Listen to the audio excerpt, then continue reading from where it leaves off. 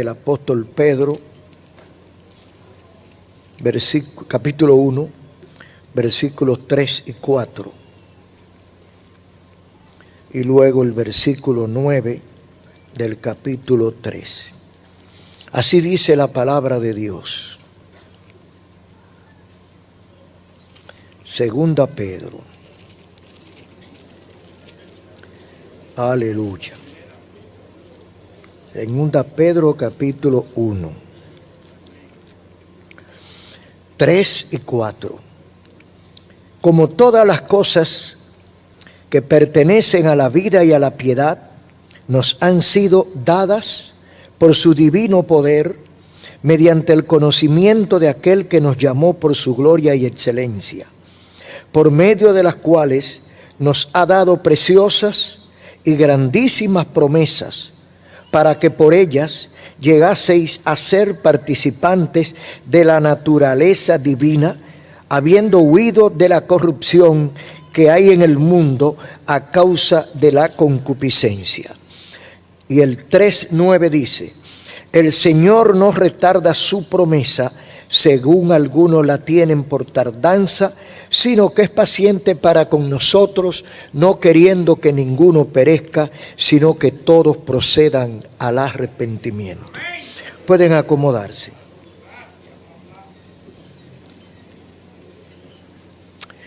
Quiero hablar hoy, con la ayuda del Señor, con el tema una promesa pendiente. Este mensaje está marcado con el número 1872. Una promesa pendiente. Para nosotros descubrir las ventajas que disponemos en Dios, tenemos que conocer a Dios. No en su totalidad, porque es imposible, pero en la medida que Él se revela a través de su palabra. Dios ha hecho tantas promesas.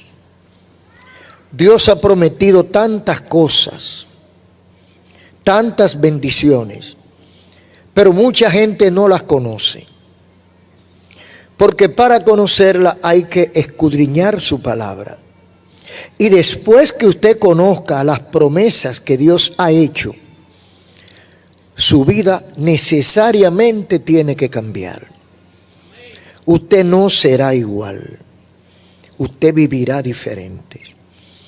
Una promesa es un compromiso a futuro.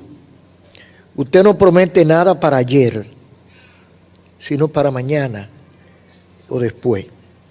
Entonces es un compromiso a futuro. Una promesa puede ser material, en sentido material, tangible, concreto o espiritual, etc. El juramento es un juramento también es una obligación, una promesa, porque yo le digo a usted, mañana yo soy mecánico, por ejemplo, y usted me lleva su carro, y usted tiene que hacer una diligencia pasado mañana, usted tiene que ir al interior del país, y necesita su carro, y yo le prometo, le hago una promesa, mañana ese carro está listo. Entonces, esa promesa me obliga hacer el trabajo. Eso es una promesa, un pacto también, un compromiso, un ofrecimiento que yo hago a alguien de algo. Pero una promesa es un reto, porque si yo le digo que mañana a tal hora le voy a entregar el carro, yo tengo que empezar a trabajar hoy. Entonces es un reto a mí mismo, porque es un deseo que yo quiero cumplir, de quedarle bien a usted. Dicen la gente de antes, más antes que yo, lo prometido es deuda. ¿Cuánto han oído eso? Usted sabe que la gente está tan charlatana ya, que lo prometido no es deuda. Pero para la gente de antes, un compromiso era una deuda. Y lo cumplían por encima de cualquier cosa. Porque la gente antes era, con el permiso de los de ahora, ¿verdad? La gente de antes era más seria. Yo he oído que los miembros de la Trinitaria, los libertadores, los independentistas de la República Dominicana, la gente de ese tiempo, firmaban con un pelo de bigote. Eso sí, se podía partir el cielo en dos y eso no fallaba. Porque la gente, y mi abuela decía, le pesa el ruedo del pantalón. O sea, son frases que indican el concepto de seriedad que la gente antes tenía. Ahora a la gente le promete una cosa y le da lo mismo cumplir como no cumplir. Y se queda igualito, como que no pasó nada. Charlatanes se llama eso. ¿Quiénes hacen promesa? Bueno, hacen promesa a los padres, a los hijos. Si te portas bien, te voy a comprar un carrito. Puede ser de cuerda o puede ser de gasolina. Pero si te porta bien. Entonces el muchachito se porta bien, pero al papá se le olvidó la promesa. Y el muchachito está esperando que le digan algo. Los novios hacen promesa para cuando nos casemos. Y le hacen una serie, le pintan, mire, le hacen un castillo en el aire. Esos son expertos en promesas. Y también son expertos en no cumplir. Porque cuando uno está enamorado, ofrece el cielo, sin averiguar cómo lo va a conseguir. Pero lo promete. Entonces los novios y los esposos, cuando están enamorados, porque usted sabe que hay novios que no están enamorados. Y hay esposos que no están enamorados. Pero eso es otro tema. No se lo diga a nadie, pero hay gente así. Bendito sea Dios. También hay promesas que hacen los amigos, los patronos, los jefes de trabajo. Hay muchos tipos de promesas, promesa colectiva, promesa individual, etc. Yo no sé si alguno de ustedes que me está escuchando, recuerda algún día haber hecho alguna promesa. Y voy a ver si recuerda algo más. ¿La cumplió? ¿O se le olvidó? Ahora fue que se acordó. Aleluya. Bueno, a veces uno recuerda tantas cosas. Yo recuerdo cosas que mi mamá me prometió y murió y no me la cumplió. Ella la iba a cumplir. Lo que pasa es que la muerte se le adelantó. Pero así a veces nos vamos con deudas. A veces le prometemos a la gente una cosa y llega la vejez o llega la muerte y nosotros no cumplimos esa promesa.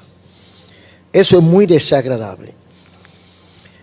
Sin embargo, una promesa de Dios es un pacto de Dios, un pacto firme, sustentado en su fidelidad y en su competencia. Son dos cosas.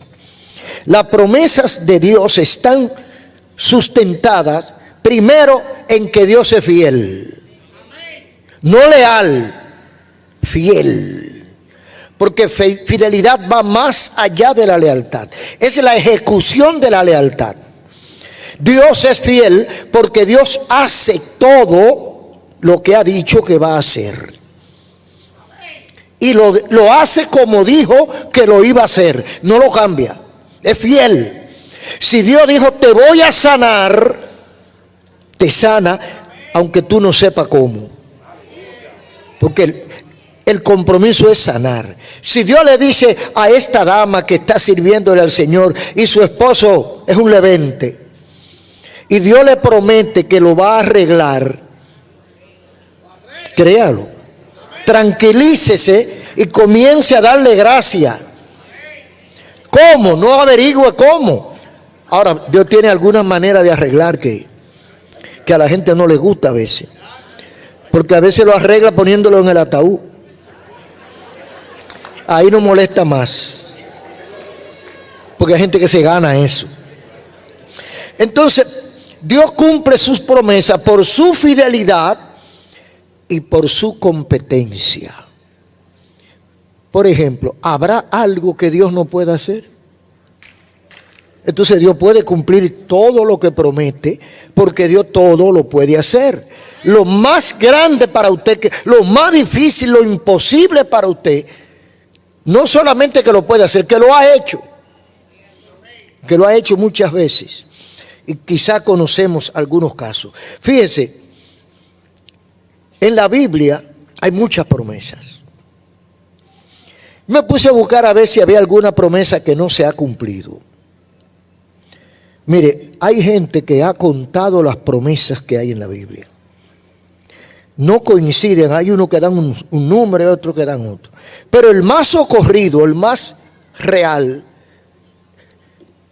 es 3.573 promesas que hay aquí en este libro. De Dios para el hombre. De Dios para su pueblo. Promesas de Dios para diferentes situaciones que Dios ha hecho, Dios se ha comprometido. Para Dios las promesas tienen un alto significado y se distinguen porque se cumplen. Ahora yo me puse a buscar a ver si había alguna que no se hubiera cumplido. Y me busqué y busqué y busqué. Vamos a ver. Por ejemplo, vamos a tratar 2 o 3 promesas. De esas 3.573 no las vamos a trabajar todas, porque imagínese usted cuántos años estaríamos nosotros predicando para predicar sobre las 3.573 promesas que ha hecho Dios y que están aquí. Muchas nos tocan a nosotros, le toca a usted y le tocan a los que están oyéndonos. Por ejemplo, Dios le hizo una promesa a Abraham. Yo le llamo la promesa abrahámica. Está en el capítulo 12 de Génesis, los primeros versículos. Dios se le aparece a Abraham y le dice: vete de tu tierra y haré de ti una nación grande. Es una promesa sujeta a una obediencia. Si Abraham hace lo que Dios le pide, Dios cumple lo que le promete. Vete de tu tierra y tu parentela a la tierra que yo te mostraré, y haré de ti una nación grande. ¿La cumplió o no la cumplió? Mire, todos los árabes, los islámicos, toda esa gente son descendientes, excepto los egipcios, son descendientes de Abraham. Entonces Dios hizo no una nación grande, muchísimas naciones grandes. Entonces Dios cumplió esa promesa a Abraham. Otra promesa le hace Dios al nieto de Abraham, Jacob. Jacob había tenido un altercado con su hermano, su mellizo, Esaú. Esaú era rudo. ¿Sabe lo que es rudo? Apretado, era fuerte, áspero, dicen los muchachos. Era hombre de monte. Jacob era un poco tanto delicado sin llegar al extremo aquel. Pero era un hombre de casa. Sin cambiarse, era un hombre de casa. Trabajaba en la cercanía, carpintería y cosas. Pero Esaú era de monte, bregaba con las bestias. Era un hombre rudo. Pero tuvieron un choque. Porque hicieron un negocio usando la mente y la conciencia de Jacob y aprovechando la desesperación de su hermano. En un momento de hambre física, él no le daba importancia a la bendición espiritual que le tocaba, porque fue quien abrió el vientre de su madre, el primogénito. Porque aunque eran mellizos, siempre hay uno que sale primero y el otro después. Esaú salió primero, le tocaba la bendición. Jacob lo sabía, hizo un negocio. Tú tienes hambre, yo tengo comida. Tú tienes una bendición que yo no tengo. Si tú me das la bendición, yo te doy comida. Y Esaú, que miraba de aquí a la pared, no miraba lejos. Jacob miraba al futuro, a lo lejos. Dijo: ok, vamos a hacer negocio, yo te doy comida, te doy las harturas que tú quieras, del plato que a ti te gusta. Cordero con lenteja. Hicieron el negocio y él vendió su primogenitura. Cuando él se dio cuenta de lo que había pasado, él peleó, porque Jacob se preparó y fue donde el viejo y buscó su bendición y recibió su bendición. Cuando Esaú se dio cuenta de lo que había pasado, se hizo enemigo de su hermano, lo insultó, lo quería matar. El caso es que la mamá, pues siempre están tratando de resolver los problemas. Ella no pudo resolver, pero escondió a su hijo, lo mandó lejos donde un tío de ella. Vete donde Labán, desaparécete, porque si Esaú te encuentra te mata. Iban a repetir lo de Caín y Abel. Y Jacob se fue huyendo. Pasaron los años, 10, 15, 20 años. Ya es tiempo de Jacob volver a su casa, porque a la gente le gusta volver a donde nació. Y viene él a su casa, ya con hijo, con mujer y con todo. Pero viene asustado, lo dice la Biblia. Venía asustado, tenía temor de su hermano. Y oraba en el camino. Y preparó y mandaba uno criado adelante para ver lo que hacía Esaú cuando llegaba el criado. Ahí se lo comía vivo. Y fue mandando poco a poco.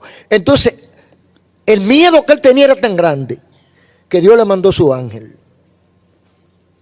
28:15 de Génesis. ¿Qué palabra tiene ahí?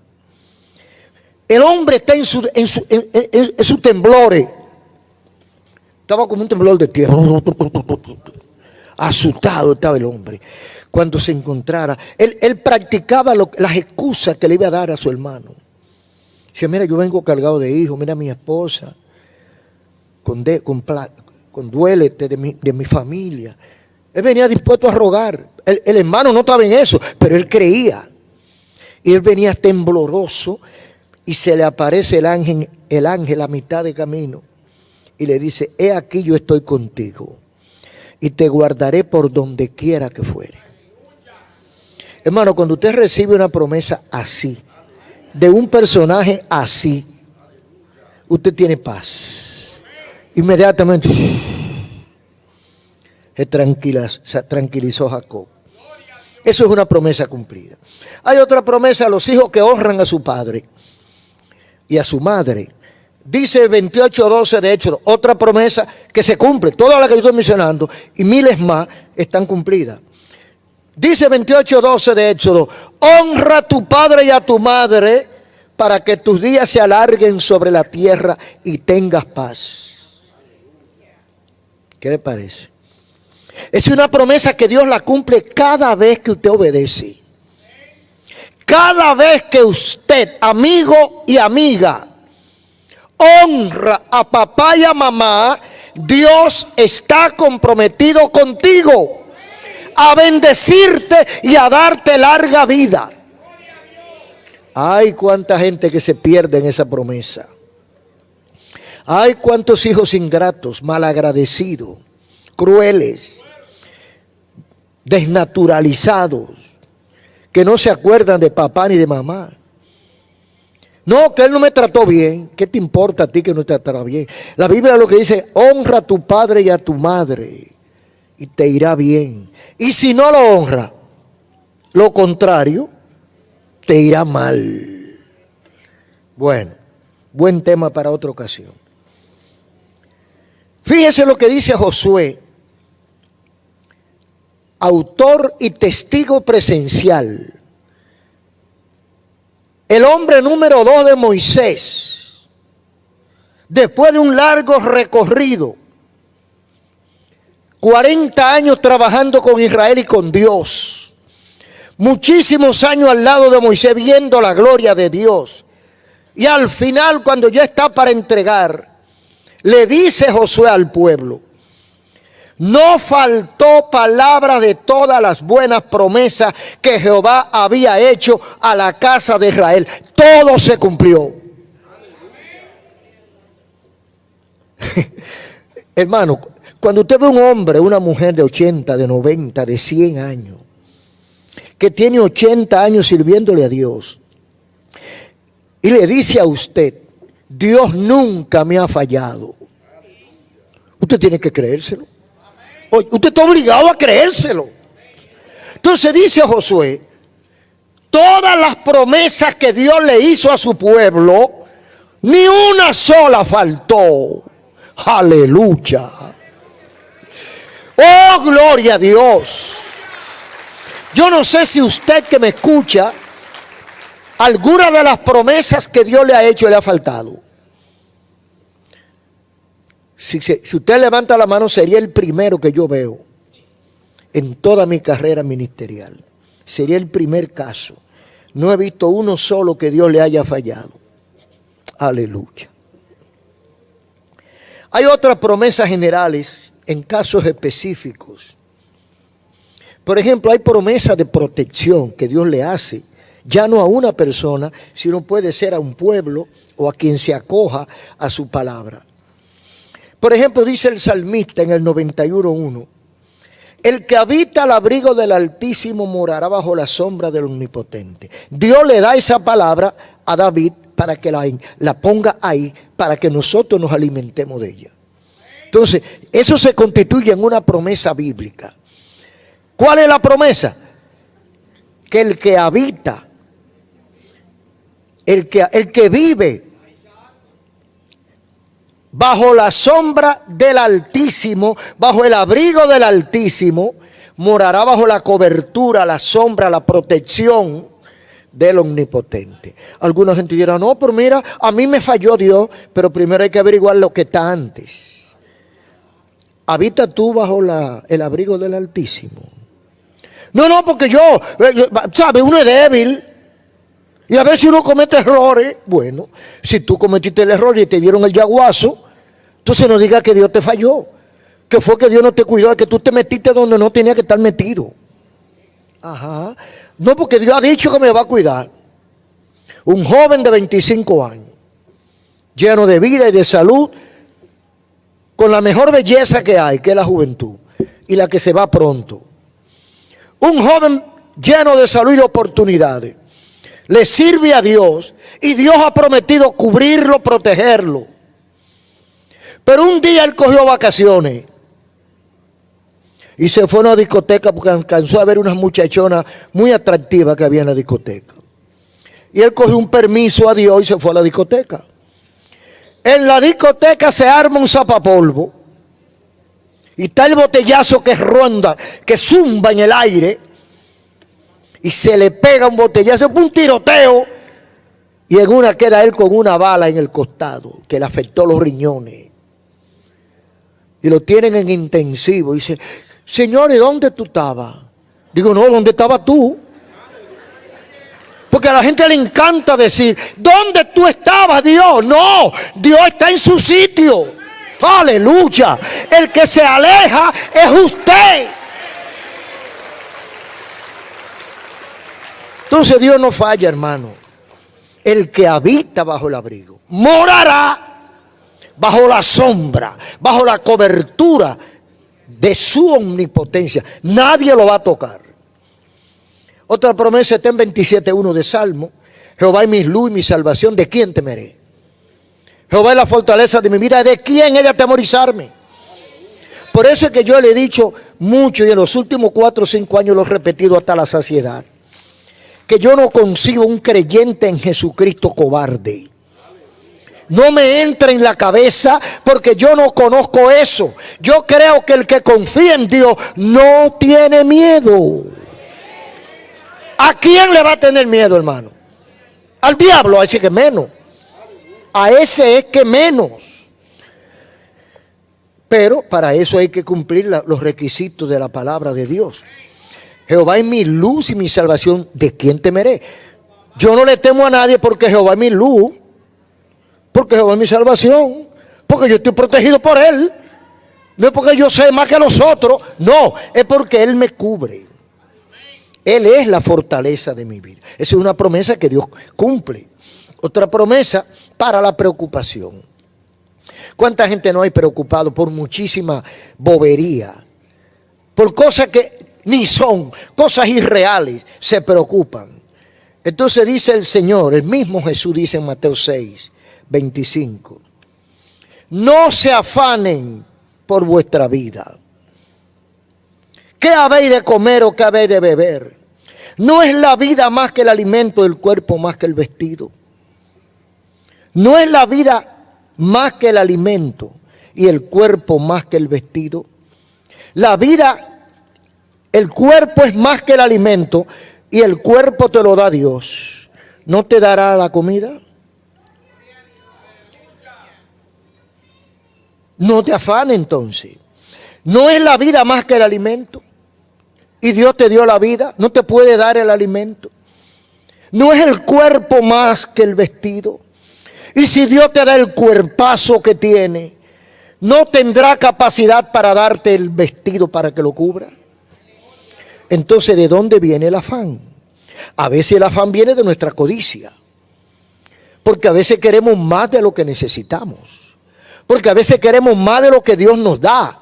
Porque a veces somos egoístas. Porque a veces queremos romper todos los patrones y queremos sobresalir por encima de los demás. Eso es problema suyo. Estamos hablando de lo básico, de lo vital. Entonces, otra promesa para el desánimo. Isaías 40:29. Él dice, Él da esfuerzo al cansado y Él multiplica las fuerzas del que no tiene ninguna. Los que esperan en Jehová tendrán nuevas fuerzas. Levantarán las águilas como el águila. Correrán y no se cansarán. Caminarán y no se fatigarán. ¿Quiénes son esos? ¿Quiénes son los que tienen nuevas fuerzas multiplicadas? Los que esperan en Jehová. Porque a veces esperamos en todo menos en Dios. Confiamos mucho en la ciencia. Confiamos mucho en el dinero. Confiamos mucho en nuestras habilidades y en nuestra inteligencia. Eso no está mal. Pero por encima de eso, hay una confianza que debe estar permanente en nosotros. Debe estar en Dios. Y para así poder tener nuevas fuerzas y entonces levantar el ala como el águila. El que ve el águila volar, usted ve una paloma, un pajarito pequeño, moviendo la ala de pronto así. Y usted ve el águila que va de qué. Y a veces la tranquiliza y sigue planeando vuelo y va y vuelve y mueve las alas. Tranquila, sin apresurarse, hermano. Entonces por eso Dios la coge como ejemplo. Los que confían en Jehová, los que esperan en Jehová, tendrán nueva fuerza, levantarán las alas, no como una rolita, no como un sarnícaro, no como una paloma, como el águila. ¡Oh, gloria a Dios! No es cualquiera que levanta las alas como el águila. Aleluya. Solo los que confían en Jehová. También hay promesa cuando todo va mal. Dice el Salmo 103, versículo 13. Como el Padre se compadece de los hijos, se compadece Jehová de los que le temen, porque Él conoce nuestra condición. A veces estamos afligidos y eso es humano. A veces le pasa una situación a su hijo, su hija, a su nieto, a su sobrino. A veces le pasa una situación a usted y usted está bajo aflicción y nadie lo puede ayudar. Estamos desanimados, estamos atolondrados, todo nos va al revés. Los negocios en bancarrota, el amor se me fue. Porque hay gente que tiene problemas. A veces las abuelas dicen, no, porque mi nieta no ha tenido suerte en el amor. Porque los hombres la abandonan, la maltratan, no han tenido suerte en el amor. Según lo poco que yo he podido ver, muchas veces no es que no han tenido suerte en el amor, sino que no han tenido juicio en el amor. Y no han elegido correctamente. Y luego están gritando. Pero cuando usted está en esa situación que cree que todo le va mal, dice aquí en el Salmo la palabra de Dios, que Dios conoce nuestra condición. O sea, no pasa Dios por alto tu problema. El punto que te aflige ahora, que quizá ni tus padres lo conozcan, Dios lo conoce. Eso dice la Biblia. Es una promesa a nosotros. Es que yo tengo que estar seguro que mi problema Dios lo conoce. Y aunque mi esposa que duerme a mi lado por 60 años no lo conozca, Dios lo conoce. Dios conoce nuestra condición, hermano. Y por eso, como Él conoce nuestra condición, ¿qué hace? Esto es tierno, hermano. Esto es sumamente tierno. Se compadece de sus hijos. Si usted no sabe el problema que está pasando su hijo, quizá usted no se compadece.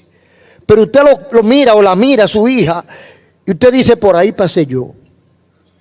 Y yo sé lo que es eso. Entonces, ahí entra la palabra de Dios, que el Señor conoce nuestra condición. El Señor, o sea, yo sé lo que duele tal cosa, porque a mí me pasó. Entonces uno se compadece de su familia, porque usted sabe lo que es eso. Eso es lo que dice la promesa. Que así como Dios conoce nuestra condición, tiene piedad de nosotros para ayudarnos. Dios está comprometido cuando todo aparentemente va mal. Pero también hay promesa cuando somos vituperados. Dice 8:18 de Romanos. Tengo por cierto que las aflicciones de este tiempo presente no se pueden comparar con la gloria venidera que entre nosotros ha de ser manifestada. Eso es una promesa que nos da ánimo cuando nos están atacando, cuando nos están afligiendo, cuando las cosas, todas las cosas van contrario a nosotros, cuando la familia nos abandona o no nos entiende, cuando la sociedad nos maltrata, cuando somos vituperados. Tengo por cierto, por seguro, por real, que las aflicciones de este tiempo presente, los ataques que usted recibe en este tiempo, los insultos que usted reciba, todas las cosas negativas que usted reciba aquí en la tierra, no se pueden comparar.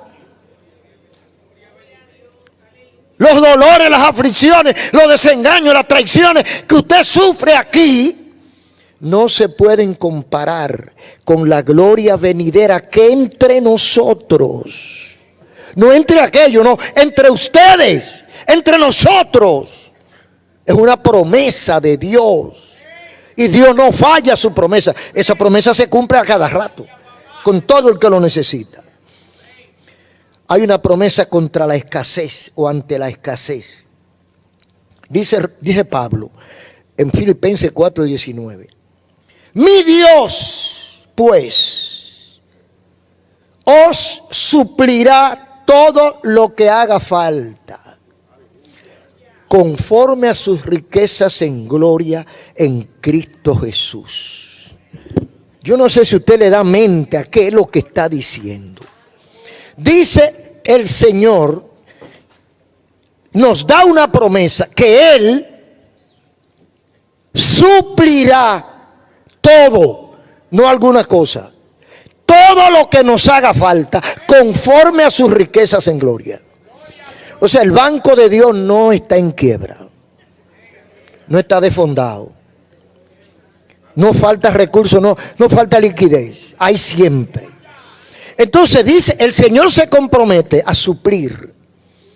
¿Cuál es su necesidad? ¿Cuál es su carencia? ¿Qué le hace falta? ¿Qué perdió usted? Entonces, eso que usted perdió puede ser material o moral, o puede ser tangible o no.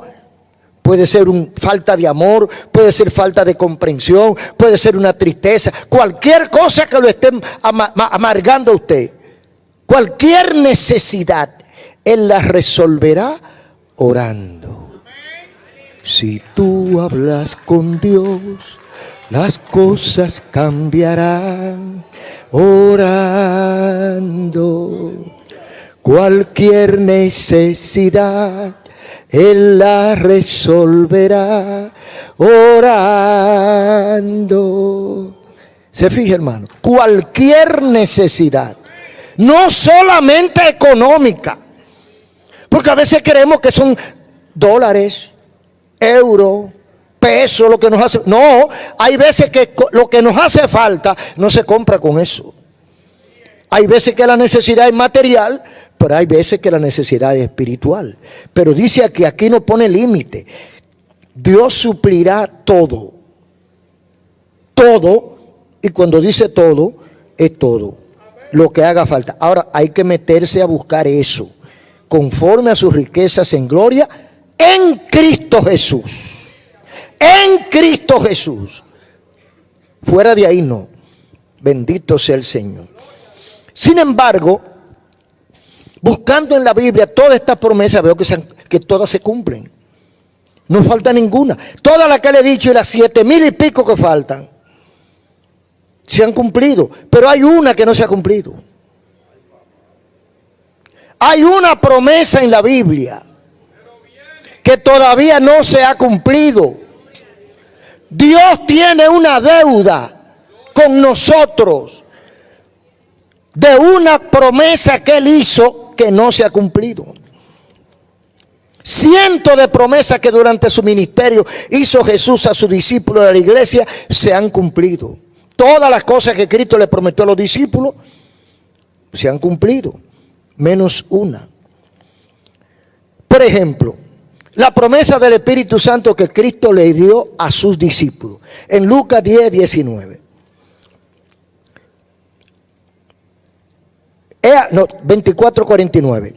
He aquí yo enviaré la promesa de mi Padre sobre vosotros.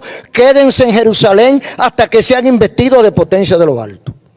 Eso se cumplió el día de Pentecostés. Y de ahí para acá, todo el que lo ha creído, porque hay iglesias que no creen en eso, los respetamos, pero todo el que ha creído esa promesa se cumple. El Señor promete, yo enviaré la promesa de mi Padre. O sea, era el Padre que había hecho la promesa sobre ustedes. Pero ¿cuál era la condición? Vayan a Jerusalén, quédense ahí hasta que sean investidos de potencia de lo alto. ¿Se cumplió o no se cumplió? Ahí está en Hechos 2, el reperpero que se armó allá en Jerusalén cuando eso se cumplió. Hay otra promesa, la promesa sobre los demonios. Hay gente que respetan eso. Porque, hermano, tenemos una cantidad de evangélicos que no conocen a Dios, que no conocen la Biblia, o mejor dicho, que no la creen. Porque tú sabes lo que un evangélico huyéndole a un endemoniado. Oye, no, yo con eso no brego, no. Ahora, ¿qué dice la Biblia? El mismo Jesús, 10:19 de Lucas, y se lo digo a los hermanos y se lo repito: todo el que ha sido alabado por la sangre de Cristo, todo el que le está sirviendo a Cristo, tiene poder sobre los demonios. El problema es que unos lo creen y otros no. Hay unos que salen huyendo y el diablo, cuando se da cuenta que usted le tiene miedo, ya usted sabe, lo defleca. Pero ¿qué dijo Cristo? A los discípulos y a nosotros: he aquí les doy poder para hollar sobre toda fuerza del enemigo y nada los dañará. Todo es todo, ¿verdad? Todo es que no se queda nada. ¿Y quién es nuestro enemigo? El mío es el diablo.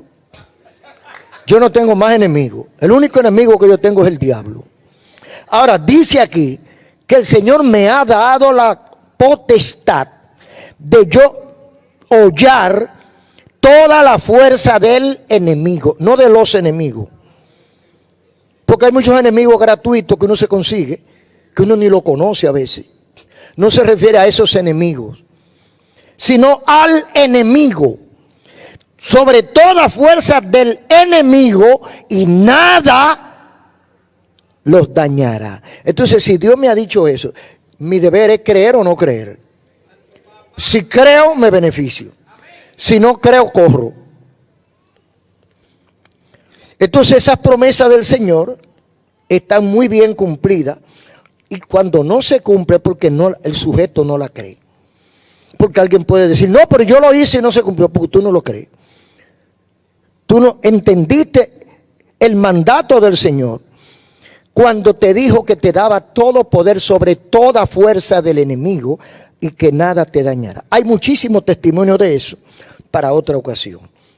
Ahora, según el apóstol Pedro, el apóstol Pedro está hablando de una promesa. De una promesa. Por ejemplo, el versículo 9 de 2 Pedro 3 dice: porque el Señor no retarda su promesa, no sus. El Señor no tarda su promesa como algunos la tienen por tardanza, sino que es paciente con nosotros, no queriendo que nadie se pierda, sino que todos procedan al arrepentimiento. Dice el apóstol Pedro en 1:3 de su segunda carta: bendito el Dios y Padre de nuestro Señor Jesucristo, que según su grande misericordia nos hizo nacer para una esperanza viva, para una herencia incorruptible, incontaminada, inmarcesible. Me equivoqué de carta, es la segunda carta, versículo 4, capítulo 1, por medio de las cuales nos ha dado preciosas y grandísimas promesas, para que por ellas llegases a ser participante de la naturaleza divina, habiendo huido de la corrupción que hay en el mundo a causa de la concupiscencia. Entonces, por medio de su palabra, el Señor nos ha dado promesas grandísimas, para que a través o por esta promesa nosotros llegásemos a ser participantes de la naturaleza divina, habiendo huido de la corrupción. Mire cuántas cosas hace esa promesa. Cuando usted se convierte en hijo de Dios y ve que todas esas promesas son de usted, si usted obedece, eso lo acerca a usted y lo hace participante, dice aquí, participante de la naturaleza divina, habiendo huido de la corrupción que hay en el mundo a causa de la concupiscencia. Es decir, que el que se acoge a esa promesa, oiga bien esto, lo primero que hace es dejar el mundo. ¿Qué es el mundo? El mundo es esta sociedad corrompida, este sistema satánico, que usted sabe cómo trabaja, totalmente contrario a la voluntad de Dios. Los amigos del mundo son una cosa distinta a los amigos en el Señor. Los socios del mundo son otra cosa. A veces yo le digo a la gente, no haga sociedad con incircunciso, porque es peligroso. La sociedad se maneja con traición, con engaño, con mentira, con falsedad. El mundo está perdido en la corrupción total, moral, administrativa y de todo tipo. Entonces, cuando yo me acojo a la promesa divina, me alejo del mundo. Es decir, para yo alcanzar los beneficios que Dios promete, yo tengo que soltar el pecado, soltar el mundo.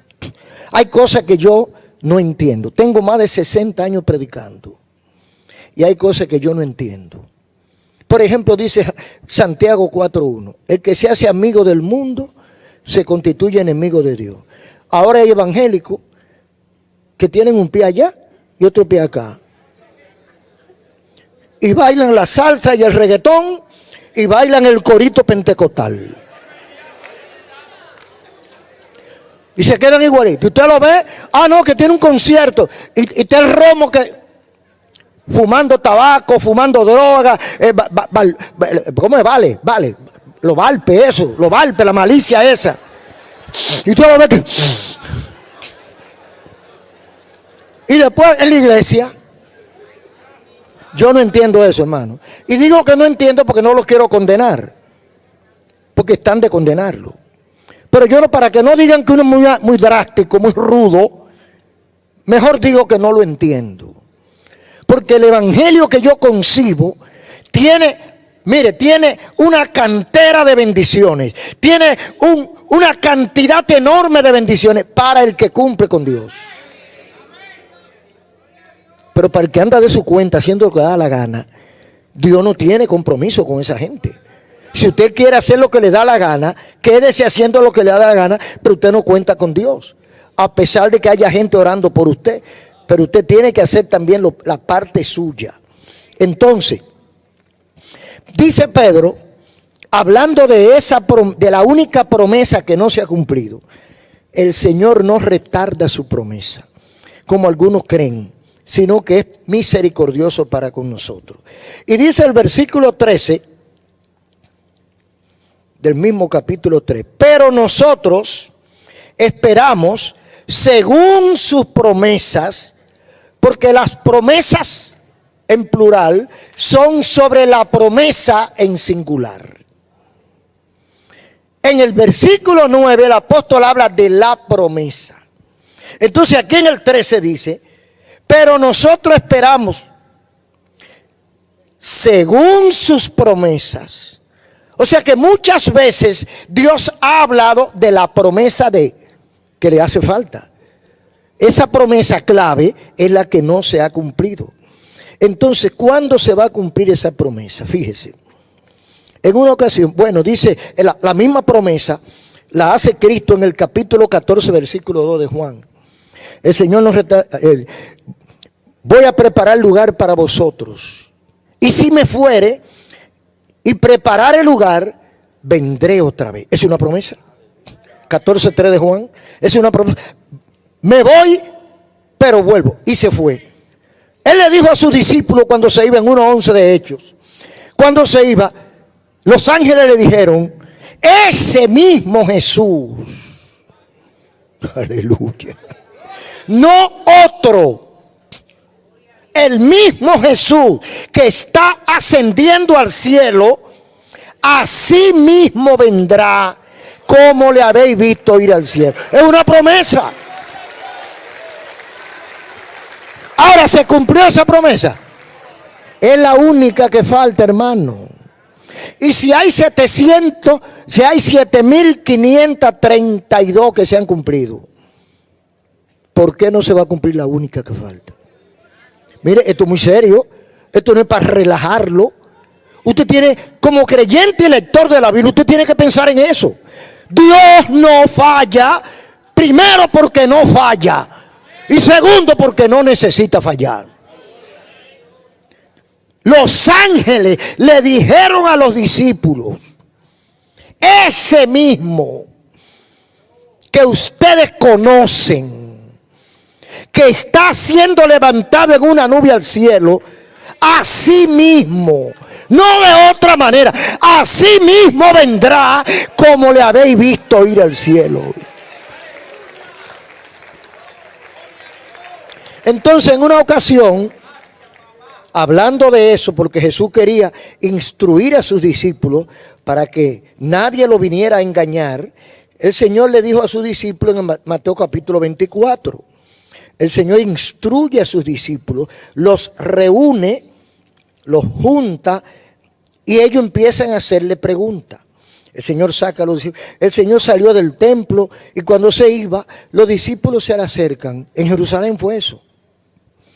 Frente al templo, cuando ellos ven esos vitrales y toda esa cosa tan lisa, lámpara del templo y toda esa cosita linda que tenía el templo, ellos se quedaron embelesados, mirando la superficie del templo, la parte de afuera, ensimismado, atolondrado, extasiado.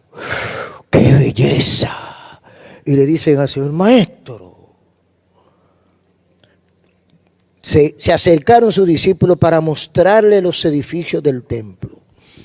Y Jesús se queda mirando la tontería de ellos y le dice, todo eso que ustedes están mirando, todo eso, no quedará piedra sobre piedra que no sea destruida. 70 años después eso se cumplió. Y fue desbaratado totalmente el templo. Entonces Cristo en esa misma ocasión están caminando hacia afuera del templo. Y entonces dijo, el versículo 3, estando él sentado en el monte de los olivos. Y muchos hermanos que fuimos por ahí nos sentamos en ese monte de los olivos. Y la presencia que se siente ahí. Aleluya. Cuando usted está en Jerusalén y sube a Jerusalén, porque hay las canciones y los poemas bíblicos siempre hablan de Jerusalén como subiremos a Jerusalén, porque a Jerusalén hay que subir. Aleluya. Para ir a Jerusalén no hay que bajar, hay que subir. Usted no puede descender, usted tiene que ascender. Para ir al cielo hay que subir. Cristo subió a Jerusalén. Nosotros subimos a Jerusalén. Un pedazo en autobús y el otro a pie. Y nos sentamos posiblemente en los lugares donde se sentó Jesús. Y miramos a Jerusalén y a los olivos. Olivos con más de 2000 años. Cristo se sentó ahí, en ese lugar. Y le dice a los discípulos, sentados en el monte de los olivos. Se le acercan los discípulos, preocupados, y le hacen una pregunta. Maestro, ¿y cuándo será esta cuestión? ¿Y cuáles señales habrá del fin del mundo? Y Cristo comenzó a darle instrucciones que usted la puede escudriñar en su casa, en el capítulo 24 de Mateo. En el versículo 8, por ejemplo, dice, todo esto será principio de dolores. O sea, estas son señales que marcarán el inicio de la problemática, que habrá al fin cuando esté cerca lo que Cristo dijo. Por ejemplo, usted lee eso y usted va a encontrar algunos señalamientos. Por ejemplo, va a encontrar que dice la Biblia que vendrán falsos cristos, que engañarán a muchos, crédulos, ignorantes. Y yo le pregunto, ¿no está esa atmósfera de confusión vigente ahora? Usted sabe la gente que se ha declarado ser Cristo, hombres y mujeres, que han declarado ser ellos Cristo o ser apóstoles falsos. Y es lo primero que pone Jesús. Se levantarán falsos Cristos, falsos apóstoles, falsos profetas y engañarán. Da pena eso. La cantidad de gente engañada que hay. Y tú dices, ¿por qué tontos son? No, no es que son tontos, es que el diablo los ciega. Dele gracias a Dios usted que tiene los ojos abiertos. Pero el diablo le pone una venda y la gente cree que la verdad, siendo la mentira clara, señalada por la palabra de Dios. Entonces, el Señor dijo que una señal será la confusión religiosa, la confusión de fe. Otra señal, guerra y rumores de guerra. Imagínense. Saque cuenta cuánta guerra hay ahora y vea a ver qué tipo de guerra. No eran guerritas como antes. Guerra que desbaratan millones de personas en cuestión de horas. Otra señal que dice Cristo, pestes, hambre y terremotos. La gente dirá, bueno, siempre ha habido guerra, siempre ha habido peste, siempre ha habido hambre y siempre ha habido terremotos. Es verdad. Ahora calcule la cantidad y la frecuencia. Si es ahora igual que antes. ¿Cuánto terremoto había antes? Eso era cada 100 años un terremoto. Ahora cada rato. Antes una guerrita de los persas contra los griegos y se juntaban 200,000 personas con flecha, con arco, con escudo y morían 10,000, 15,000. Ahora tiran una bomba y matan 2 millones. Un avión, un solo avión. O sea, no se puede comparar el nivel de daño de ahora con lo de antes. Entonces, Cristo tenía razón y esto se ha cumplido. El ambiente previo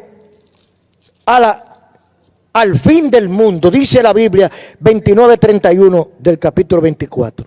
Inmediatamente después de la tribulación de aquellos días, el sol se oscurecerá, la luna no dará su resplandor, las estrellas caerán del cielo, las potencias de los cielos serán conmovidas. Entonces aparecerá la señal del Hijo del Hombre en el cielo, y entonces lamentarán todas las tribus de la tierra y verán al Hijo del Hombre viniendo sobre las nubes del cielo con gran poder y gloria. Esa es la que falta. Esa es la promesa que falta. No ha sucedido, pero va a suceder en cualquier momento. Entonces, la promesa que aún está pendiente junto a una serie de acontecimientos ya están por ocurrir. 100 años atrás y más, los sabios, entre comillas, se burlaban de ese disparate que dice la Biblia. Dice la Biblia en Apocalipsis 1:7. He aquí que vienen las nubes y todo ojo lo verá. y los que les traspasaron harán lamentación sobre él. Ese es el disparate que los científicos decían que era imposible. Y ahora, ¿quién bueno, Daniel dice en el capítulo 12:4, y la ciencia se aumentará. ¿Quién es que ha comprobado que la Biblia es verdadera? La ciencia. La tecnología. Es difícil ahora que pase algo en Medio Oriente y nosotros lo veamos aquí así, sentados en nuestra casa. Es difícil eso. Eso lo vemos todos los días. Cada vez que esos noticiarios están transmitiendo desde Israel, desde Ucrania, está del otro lado del mundo y nosotros aquí estamos en la habitación trancados, cerradita la puerta, con la pantalla ahí, y usted ve los tiros y ve el juidero, y usted está mirando todo lo que está pasando del otro lado del mundo. Entonces, cuando Cristo venga, ¿no lo va a ver el mundo entero? Cristo, el Señor no necesariamente tiene que usar la tecnología humana. Pero le pongo el ejemplo, que si los hombres lo pueden hacer, ¿no será posible que Dios lo haga? Esa es la promesa que está pendiente. Y Dios está a punto. ¿Oyó bien? Todo lo que yo estoy mirando y lo que dice la Biblia me indica que Dios está a punto de cumplir la última promesa para que todo quede perfectamente sellado. Hay una promesa pendiente. Cristo vuelve. Cristo vuelve. Dígalo. Cristo vuelve. Otra vez. Cristo vuelve. Padre, gracias por tu palabra. Termina la obra en los corazones. Te lo pido en el nombre de Jesús. Amén. Mi querido amigo oyente, voy a hablar con usted ahora. ¿Entendió usted? ¿Le dio el Señor la capacidad para entender su palabra? ¿Está usted en condiciones de que esa promesa se cumpla ahora, en este momento? ¿Está usted listo para esa promesa? Si no lo está, vamos a resolver el problema. Entréguele su corazón al Señor. Dígale que sí al Señor. Dígale, dirige mi vida, perdóname, recíbeme, sálvame, cámbiame, porque quiero ser tu discípulo. Así que todo aquel que entendió, que está aquí y que todavía no ha dado ese paso, yo le voy a invitar que cierre sus ojos. Todo en reverencia total. Cierren sus ojos. Vamos a hablar con Dios. Cierren sus ojos y repitan conmigo. Eterno Dios, Padre Celestial, acabo de escuchar tu palabra. Acabo de entender que todo está cumplido, menos una cosa. Señor, yo no estoy preparado o no estaba, porque he pecado contra ti. En este momento te pido perdón. Arregla mis cuentas contigo. Lávame con la sangre que derramaste en la cruz. Transforma mi vida. Cambia mi corazón, Señor, y haz de mí una nueva criatura. Te entrego todo lo que soy y acepto a Jesucristo como mi eterno Salvador y Señor. Gracias. Amén.